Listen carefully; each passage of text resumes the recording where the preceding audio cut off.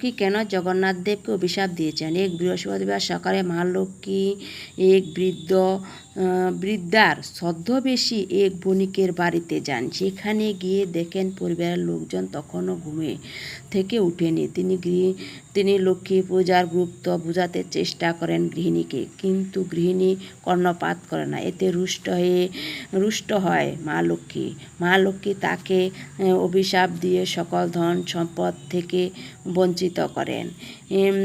আস্তে আস্তে তিনি চণ্ডালপল্লীর দিকে যান। সেখানে গিয়ে দেখেন শ্রেয়া চণ্ডালিনী নামে এক মহিলা ভোরবেলা ঘুম থেকে উঠে আলপনা দিয়ে ঘর সাজিয়ে নিষ্ঠাভরে মা লক্ষ্মীর ব্রত পালন করে।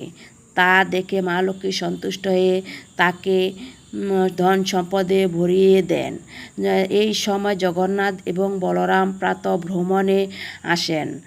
সেখানে এসে দেখেন মা লক্ষ্মী চণ্ডালীর গৃহ থেকে ফিরে আসছেন। ক্রুদ্ধ হয়ে বলরাম লক্ষ্মী চণ্ডালিনীর গৃহে গিয়েছে বলে তাকে বলেন, তুমি অপবিত্র হয়ে গিয়েছ। সেই জন্য তাকে আজ্ঞা দেন মা লক্ষ্মীকে